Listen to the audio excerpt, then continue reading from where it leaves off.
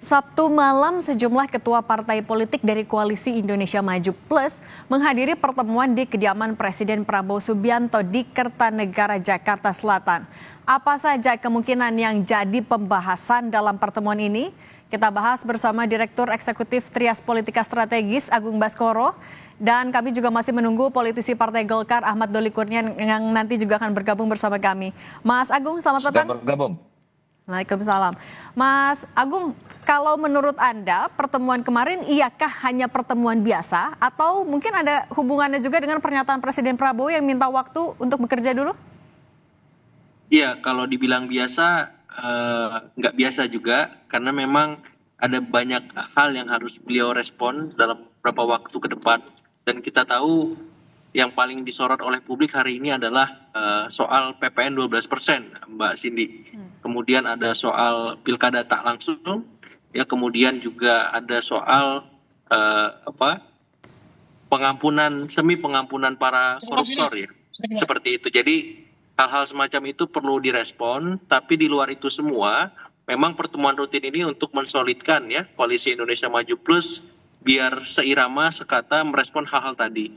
Yang kedua juga memastikan ya sinkronisasi kinerja antara lembaga eksekutif maupun legislatif bisa terlaksana dengan baik, karena tanpa itu semua bisa dikhawatirkan ada miskomunikasi yang itu bisa menambah beban kerja pemerintah ke depan.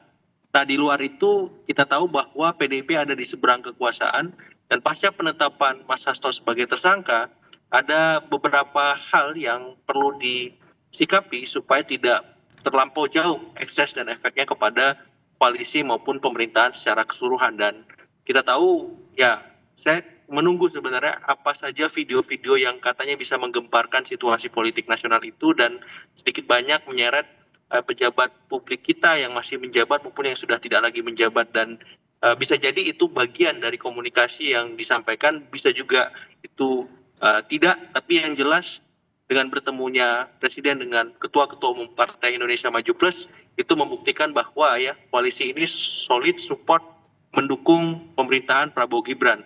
Apalagi kita tahu ketika soal PPN ini kan yang menolak hanya PKS ya Mbak Cindy, tapi PKS berdiam diri, yang malah digantikan oleh PDIP seperti itu. Artinya apa?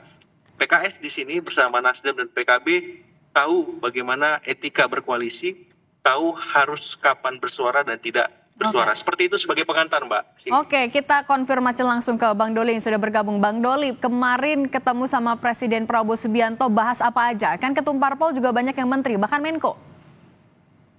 Iya, saya kira pertemuan itu kan pertemuan yang memang selama ini sudah dilakukan dan dijanjikan oleh Pak Presiden bahwa akan sering berkomunikasi dengan para ketua partai politik ya.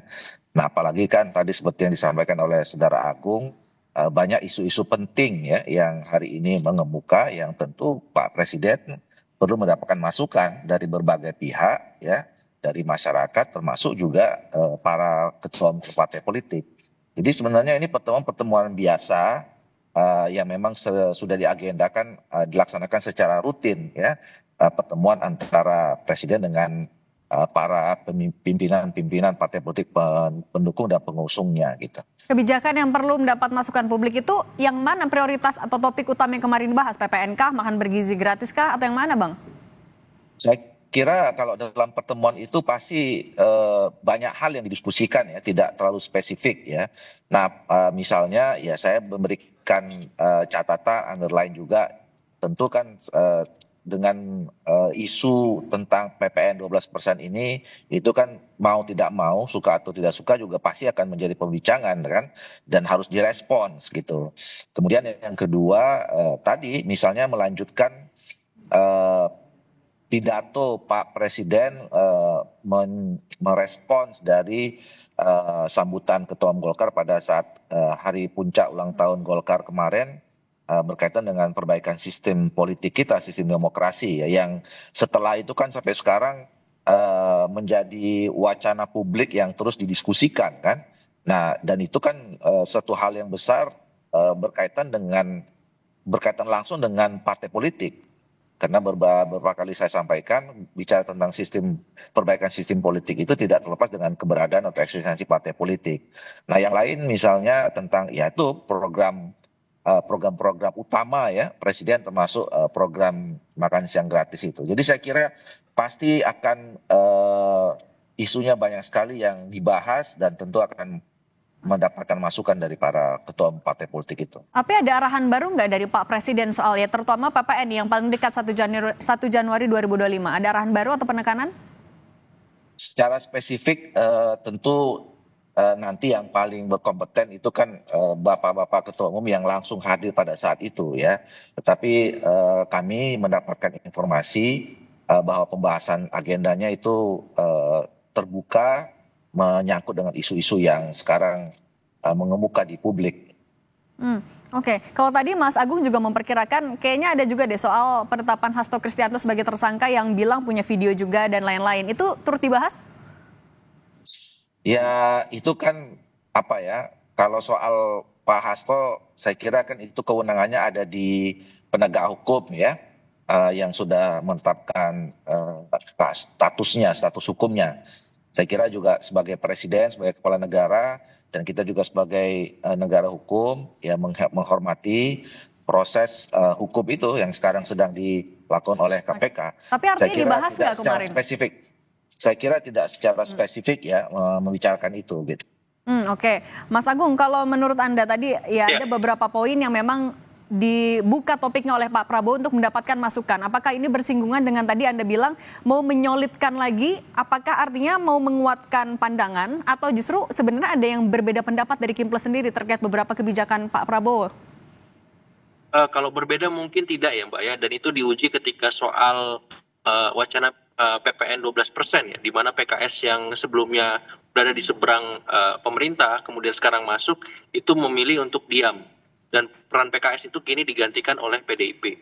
Nah, mensolidkan ini penting, kenapa? Karena yang akan dihadapi ini kan PDIP ini, Mbak.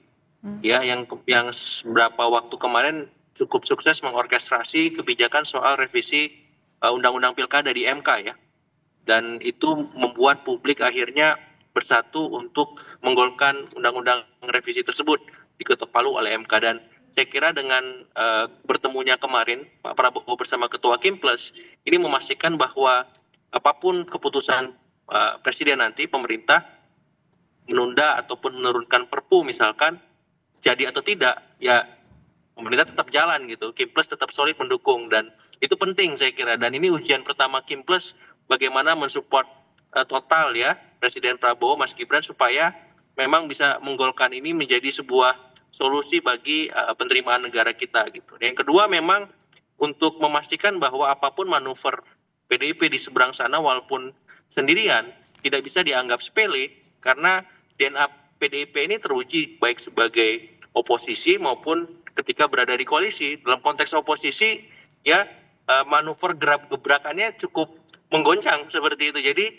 mau nggak mau memang harus terus ditempatkan sebagaimana posisi Kimples yang mayoritas di elit karena PDIP ini juga dalam tanda petik mayoritas di wacana publik, di nalar publik kita, dan itu dalam konteks ini ya sama pentingnya gitu. Jadi saya melihat hal semacam ini perlu terus dikomunikasikan, disinkronisasikan supaya tidak ada celah ya kekurangan, keterbatasan apapun ketika pemerintah membuat kebijakan baik yang populis maupun yang tidak seperti itu. Nggak ada celah. Oke Bang Doli, tapi kalau menurut Anda sebenarnya apakah memang ada pesan bahwa Kimples ini solid yang mau disampaikan oleh Kimples melalui pertemuan kemarin kepada publik dan juga kepada PDIP? Ya saya kira ada pertemuan atau tidak pertemuan itu selama ini kan Koalisi Indonesia Maju ini tetap solid ya. Kita bisa lihat itu waktu kemarin di Pilkada dan kemudian memang betul tadi disampaikan sebagian besar ketua umum partai politik Koalisi Indonesia Maju ini kan berada dalam kabinetnya Merah Putih ya, di bawahnya Pak Prabowo. Jadi sebetulnya secara otomatis ya secara informal antara Pak Prabowo dengan para ketua umum partai politik ini ya bisa saja kapan saja ketemu berdiskusi dan itu menunjukkan bahwa memang kita selama ini tetap solid ya, dan memang kan selama tradisi kita ya dari pilpres ke pilpres, dari pemilu ke pemilu ya yang namanya koalisi itu kan tetap terjaga ya biasanya ya, Apalagi kalau di awal-awal pemerintahan pasti semuanya kita tetap menunjukkan soliditas kita. Dan itu penting, soliditas itu. Oke, soal soliditas di 2025, kalau Mas Agung melihatnya ini juga akan jadi salah satu yang jadi fokus Pak Prabowo dan Kim Plus kah di awal pemerintahan Pak Prabowo di tahun 2025 ini? Otomatis, Mbak. Ya, kebijakan yang tidak populis PPN ini salah satu batu ujian itu. Salah duanya menanti gebrakan PDIP. Ya, apalagi sebentar lagi teman-teman PDIP akan kongres ya, bagaimana sikap politiknya, ketumnya gimana, sekjennya, bendumnya, dan pengurus harian yang lain. Karena tinggal PDIP yang tersisa di seberang kekuasaan, dan PDIP ini memang harus dilihat tadi ya, dalam proporsi yang sama dengan Kim Plus juga. Karena apa? Karena pengalaman DNA politik mereka sebagai kekuatan di seberang pemerintahan cukup sukses ya, mengorkestrasi itu secara maksimal di setiap kebijakan, dan ketika publik masuk dalam nalar yang sama dengan PDIP, nah ini akan dilihat apakah Kim Plus ini solid ya. Apakah ada yang balik badan? Apakah ada yang balik setengah badan? Apakah yang tetap total 100%? Seperti Golkar misalnya, Bang Doli. Oke, kalau gitu terima kasih Mas Agung Baskoro, Direktur Eksekutif Sama-sama. Trias Politika Strategis, Mbak dan Dini, Bang Ahmad Bang Doli. Doli Kurnia sudah berbagi di Kompas Sama-sama. Petang. Sehat selalu semuanya. Sama-sama.